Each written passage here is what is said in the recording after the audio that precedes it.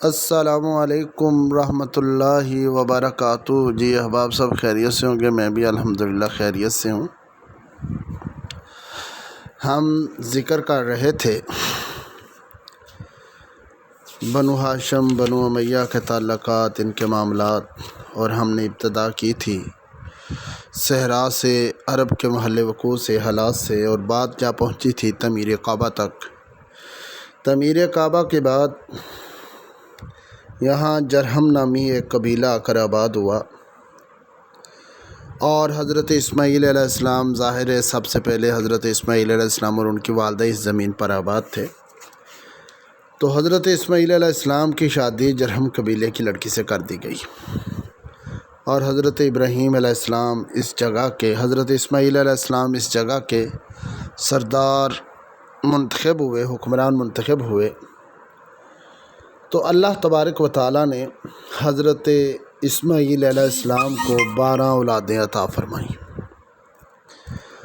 12 اولادیں عطا فرمائیں، اور 12 اولادوں میں نابت اور وقیدار، یہ 2 شخص ان کی اولادوں میں سے 2 لڑکے ان کے بڑے نامور ہوئے، اور ان کا بڑا جاہ و جلال، بڑی شان و شوکت، اور بڑی اللہ نے ان کی نسلیں پھلائیں آ کے۔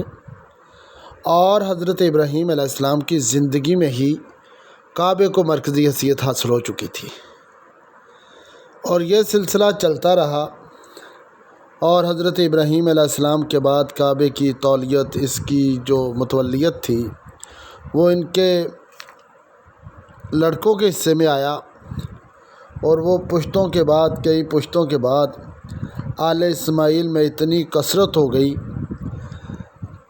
یہ بیت اللہ کی تولیت یہ حضرت اسماعیل علیہ السلام کے حصے میں تھی، اور ان کی 2 نسلیں ابھی گزری تھیں، تو اللہ تبارک و تعالیٰ نے ان میں اتنی برکت ڈال دی کہ یہ بڑی کثرت سے پھیل گئے، اور یہ روزگار کے لیے ان کو مکہ سے باہر نکلنا پڑا۔ اس کے بعد جب یہ بنی اسماعیل علیہ السلام کی اولاد ذریعہ معاش کے لیے مکے سے نکلے، تو جب مرد گھروں سے نکلتے ہیں تو معاملات کچھ کمزور پڑ جاتے ہیں، اور ارد گرد والے پھر ان کے لیے مسائل پیدا کرتے ہیں۔ اسی طرح بنی جرہم جو اولاد اسماعیل کے ننہال لگتے تھے، انہوں نے بیت اللہ پر قبضہ کر لیا۔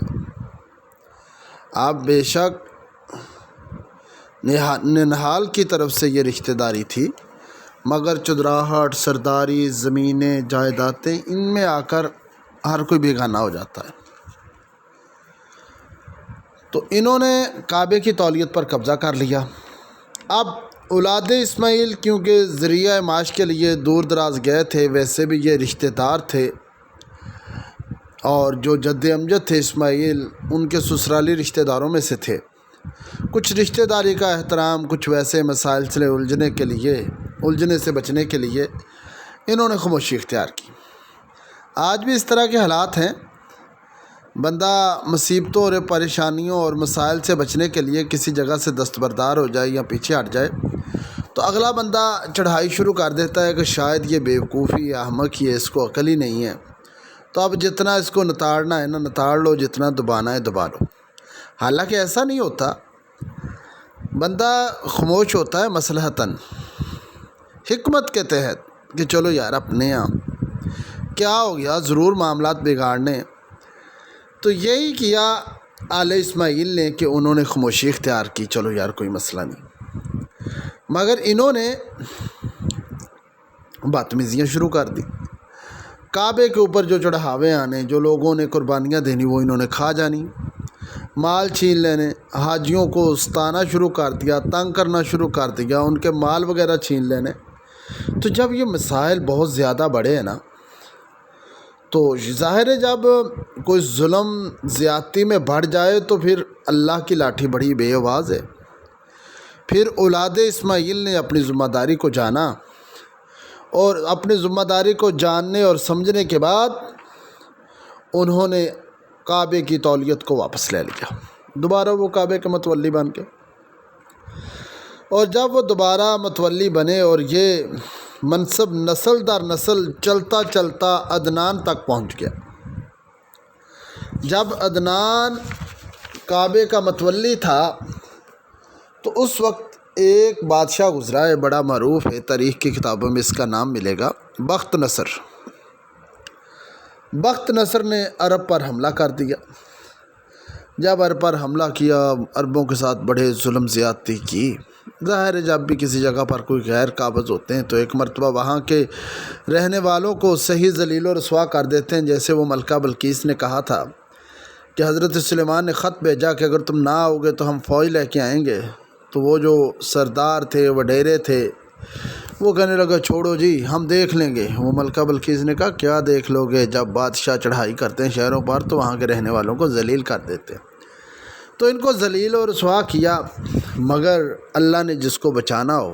اس کے بعد دوبارہ اولاد عدنان کھڑی ہوئی اور انہوں نے دوبارہ نظام کو درست کیا اور دوبارہ انہوں نے حرم میں حالات بہتر کیے، کیونکہ حرم ہم نے پیچھے بتایا ہے کہ یہ لوگوں کی نظروں میں حضرت ابراہیم علیہ السلام کی زندگی میں ہی مرکزیت حاصل کر چکا تھا۔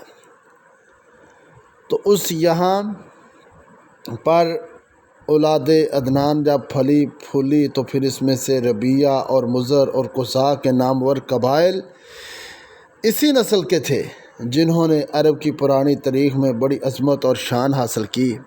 حجاز، نجد، عراق، شام وغیرہ عرب کے تمام حصوں میں ان کی حکومتیں پھیلی ہوئی تھیں۔ ان کا خاص پیشہ تجارت تھا۔ یہ تھا عدنان تک کے حالات، اور عدنان سے آگے جو اس کے قبائل پھیلے اور جو انہوں نے کیا، اور انشاءاللہ اسی طرح ہم آپ کے سامنے حالات رکھتے رہیں گے۔ آپ بس ہمارے ساتھ قدم بہ قدم ملا کر چلیں، انشاءاللہ ہم آپ کو حقائق سے آشنا کرائیں گے۔